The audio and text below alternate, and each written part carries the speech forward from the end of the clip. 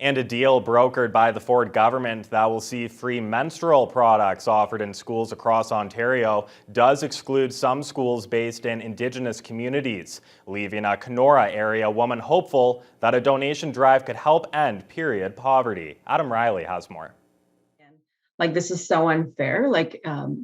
Period equity exists whether or not someone lives in a town or a First Nation. Tanya Cameron has a history of being the potato lady of late. Since the start of the pandemic, she's been taking donations of potatoes and shipping them to the far north, where a bag of potatoes can go for anywhere upwards of $10. Now Cameron has shifted her sights for November, pushing for a month-long donation drive of menstrual products through Moontime Sisters. A friend introduced me to the coordinator a couple of years ago, and the coordinator asked if I'd be able to use my network to connect with individual First Nation educators to see if they would receive and distribute menstrual products to on-reserve students. Last month, it was announced the province had struck a deal with Shoppers Drug Mart to provide schools across the province with free menstrual products for students, which Cameron had hoped would be inclusive, as in some remote communities, prices for tampons and pads can be in excess of $20. One of the first questions I had upon learning of that announcement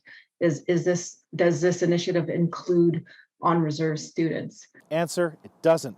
Schools like Dennis Franklin Cromarty or schools on other First Nations across the province are federally funded. Ergo, they aren't included in this provincial deal. The fact of which prompted this question and non-answer between Kiiwetinoong MPP Saul Mamakwa and Education Minister Stephen Lecce on October 20th. As First Nations, schools in the riding have reached out and they asked if they can participate.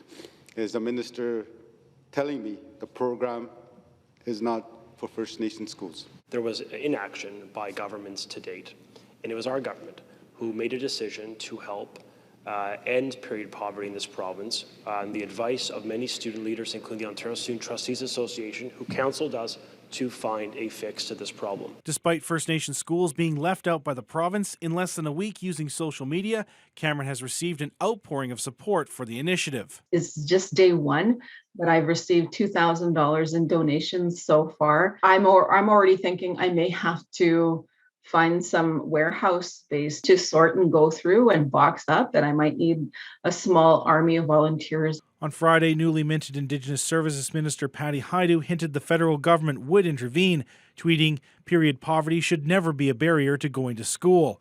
Menstrual products are a basic need, and very soon they will be freely available in all on-reserve schools."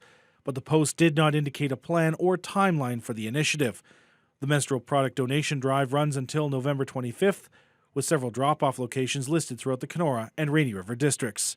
Adam Riley, TBT News.